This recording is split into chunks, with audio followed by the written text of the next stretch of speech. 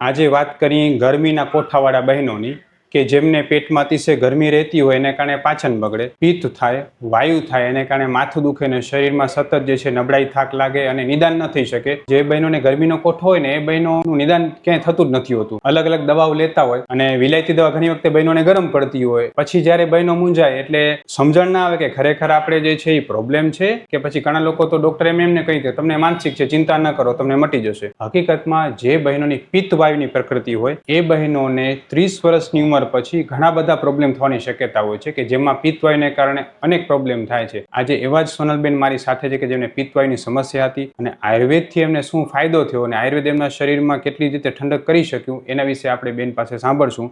જય શ્રી કૃષ્ણ સોનલબેન. જય શ્રી કૃષ્ણ. સોનલબેન, તમને શું સમસ્યા થતી? મને ગેસ થતો, પિત્તવાયુ થતું અને માઇગ્રેન, માથાનો દુખાવો હતો. બરાબર છે. હવે જે માઇગ્રેનનો દુખાવો તમને થતો પિત્તવાયુને કારણે, આ બધી સમસ્યાઓ અલગ અલગ તમને કેટલા વર્ષથી હતી? મને 1.5 વર્ષથી હતી. 1.5 વર્ષથી હતી.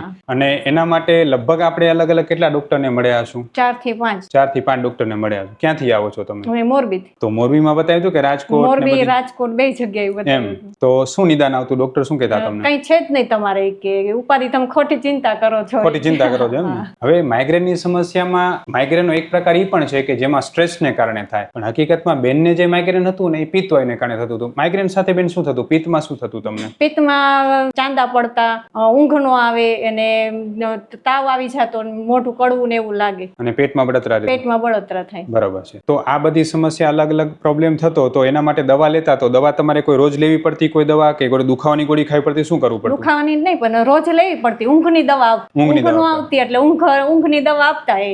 અને બેચેની જેવી લાગ્યા રાખે. એસિડિટીની ગોળી લેવી પડતી? હા, એસિડિટી. જે કેપ્સ્યુલ આવે ની ભૂખ્યા પેટની. એ રોજ લેવી પડતી? હા, રોજ લેવી. કેટલા વર્ષથી લેતા હતા તમે? અમે 1 વર્ષ તો લીધી. 1 વર્ષ સળંગ લીધી. પછી એનાથી ફેર શું પડતો બેન તમને? પણ કઈ ફેર ન પડતો. ફેર પડ્યો જ નથી સાવ. એમ દવા લ્યો તો એવું જ લે કે દવા લ્યો તો થોડીક વાર સારું લાગે? ના, પછી બંધ જ નથી કરી. એકઈ વાર દવા ચાલુ જ રાખી. પણ તકલીફ થતી જ રહેતી છે. હા, અને સીધા તમારી પાસે જ આવ્યા ત્યારે ફેર પડ્યો. મારી પાસે આપણી કેટલા મહિના દવા કરી? તમારી 3 મહિના 4 મહિના થઈ ગયા છે. બરાબર છે. અને તમને કેટલા ટકા સારું લાગે અત્યારે? 80% જ સારું છે. બરાબર, બહુ સારું લાગે. માથાનો તો દુખાવો છે જ નહીં. બાકી થોડુંક આમ સેજ ગરમી છે, બાકી માથાનો દુખાવો થાવ વયો ગયો. પેલા કરતા બહુ સારું લાગે. હા, બહુ સારું છે. બેન જો તમે અહીંયા આવ્યા, આપણે તમારું નિદાન કર્યું, તમારી પંચકર્મ ટ્રીટમેન્ટ કરાવી, બરાબર છે, તમારી જે દવાઓ થઈ એના તમને 100% સંતોષ લાગે? હા, સંતોષ છે. બરાબર છે. તમને એવું લાગ્યું કે તમારું નિદાન સાચું પકડાનું? હા. મેં તમને એમને કીધું તમને માનસિક છે એમ? ના. હવે જો ખરેખર બહેનો માટે સમસ્યા ક્યાં આવતી હોય? ખરેખર કોઈ પણ બહેનોને માનસિક પ્રોબ્લેમ હોતો જ નથી. પ્રોબ્લેમ એવો હોય છે કે નિદાન ન થતું હોય, ગરમીનો કોઠો હોય, પાચન બગડતું જતું હોય એટલે શરીરમાં થાક નબળાઈ વધારે લાગે. થાક નબળાઈ લાગે એટલે એવા સમયે જે છે સ્વભાવ ચીડિયો થઈ જાય, પીરિયડ્સ વખતે દુખાવાને તકલીફો વધી જાય અને સતત પછી મનમાં બેચેનીને ઊંઘ આવવાની શક્યતા ઓછી થઈ જાય. એટલે પછી ડોક્ટરો એમ કહે કે તમને માનસિક છે. પણ હકીકતમાં બહેનોને આ પ્રોબ્લેમ જે છે માનસિકની જગ્યાએ પિત્તવાયુને કારણે વધારે થતો હોય છે. બેન, તમને ઊંઘ ના આવતી ને એવું બધું થતું ત્યારે વિચાર આવતા કે શું થતું? હા, એક પછી એક વિચાર ચાલુ જ હોય. ઓમ આપણે સુતા હોય પણ એક પછી એક સપના એવા આવ્યા જ રાખતા. તમારે કાયમ ઊંઘની ગોળી 1 વર્ષથી લેતા હતા તમે? હા, 1 બરાબર. અને ઈ ગોળી લીધી ને છતાં રાહત ન થતી? ના, રાહત. દવા બંધ કરો તો શું થાય? બંધ કરી જ નથી. સીધા તમારી પાસે આપણી પાસે આવ્યા તો કેટલા દિવસમાં દવા બંધ થઈ ગઈ? 15 દિવસમાં તો પેલા થઈ જ ગઈ. દવા બંધ થઈ ગઈ. પછી જરૂર નથી પડી ક્યારે? પછી તો ક્યારે જરૂર. તમારું પાચન પેલા કેટલું ખરાબ હતું? શું થતું પાચન? ઘણું ખરાબ હતું પાચન. શું થતું એમાં? પેટ ફૂલાવું ને પાચન શક્તિ નબળી હતી. હા, પાચન શક્તિ નબળી જ હતી. થઈ ગઈ. ખોરાક પૂરતો લઈ ન શકતા? ના, ખોરાક નો લઈ શકતા. શું ન પચાવી શકતું શરીર? એટલે કઈ ખાય એટલે ગમે તેવું ખાય એટલે આમ ભારે ભારે થઈ જાય અને બળતરા થવા માંડે. સામાન્ય ખોરાક થી પણ એવું થઈ જાય? ઘરના સાદા ખોરાક? બહારનું તો ખાતા જ નથી, ઓછું જ ખાય. ક્યાંક પ્રસંગ ને એવું હોય તો જ બહાર ખાવાનું હોય. બાકી ઘરનો સાદો ખોરાક ન પચાવી શકે? હવે જો આ સમસ્યા સાચી હતી સોનલબેન ની. સોનલબેનને પાચન નહોતું થતું એટલે પિત્તવાયુ થઈ જતું. પિત્તવાયુ જ્યારે ઉપર તરફ ચડે એટલે પછી માથું દુખે, ગભરાણ બેચેની જેવું લાગે, માઇગ્રેનનો એટેક આવે અને સતત ગોળી ખાવી પડે. આપણે શું કર્યું? આપણે માત્ર ને માત્ર પાચન સુધારવાની દવા આપી. આયુર્વેદમાં મેં એમને કોઈ પણ જાતની માનસિકની દવાઓ કે કોઈ પણ જાતની બીજી દવા નથી આપી. આપણે એક જ ધ્યાન આપ્યું કે બેનનું પાચન સુધરવું જોઈએ, પેટમાં ઠંડક થવી જોઈએ. બેન, હવે પેલા કરતા પાચન કેટલું સુધરી ગયું? અત્યારે સારું છે પાચન. ખોરાક કેટલો લઈ શકાય છે? અમુકને ભૂખ લાગે છે અત્યારે તો. તમે મારી પાસે અત્યારે તમે એમ કહેતા કે ભૂખ જ નથી લાગતી? ના, ભૂખ લાગે છે હવે. હવે લાગે છે એમ ને? હવે તો હવે આરામથી જમી શકો છો. પેલા ભૂખ ન લાગતી? ના, ભૂખ ન લાગે. તો એના કારણે પછી શરીરમાં નબળાઈ આવતી હશે ને? નબળાઈ કેવી રીતે? મારી 4-5 કિલો વજન ઘટી ગયો તો. 4-5 કિલો વજન ઘટી ગયું હતું ઘટી ગયું 1.5 વર્ષમાં. હવે કેટલું વધ્યું? અત્યારે તો 2 કિલા જેવું વધી ગયું છે. બરોબર ને? એટલે આ પણ એક અગત્યની વાત છે કે બહેનોને જે વજન ઘટે છે ને, ત્યારે ઘણી વખતે આપણે એમ કહીએ કે તમે ખાતા નથી એટલે વજન ઘટે છે, પણ હકીકતમાં ખાય કઈ રીતે? પેટમાં ખાઈ શકતા હોય, પેટમાં ભૂખ લાગે તો જમી શકે, નહીતર જમે કેમ? જમે તો પેટ ભારે થઈ જાય. બેન, તમે અહીંયા પંચકર્મ સારવાર માટે આવતા, ઘણા બધા લેડીઝ એવું માનતા કે પંચકર્મ સારવારથી કંઈક થાક લાગી જાય કે નબળાઈ આવી જાય. તમને એવો કઈ અનુભવ થયો? ના, મને નબળાઈ ન થઈ એવી ગઈ છે. કેવું લાગ્યું પંચકર્મ? સારું લાગ્યું છે. બરાબર છે. હું ડોક્ટર વિશાલ પંડ્યા, એક MD આયુર્વેદ ડોક્ટર છું. મેં મારો 10 વર્ષ સુધીનો MD આયુર્વેદનો અભ્યાસ જામનગરની વિશ્વ પ્રસિદ્ધ આયુર્વેદ કોલેજમાંથી કરેલો છે. 2011થી એટલે કે છેલ્લા 13 વર્ષથી હું ગાંધીધામ કચ્છ ખાતે NABH માન્યતા પ્રાપ્ત પંચકર્મ આયુર્વેદ હોસ્પિટલ ચલાવું છું. અમે લોકોએ આયુર્વેદ સારવારથી હજારો દર્દીને સાજા કર્યા છે. તેના વિડીયો રિવ્યૂ અમારા આ જ ફેસબુક, ઇન્સ્ટાગ્રામ કે યુટ્યુબ ચેનલ ઉપર છે, જે જરૂર જોવા અને જાણો કે કેવા જૂના રોગો કેટલા ઝડપથી સાજા થયા છે.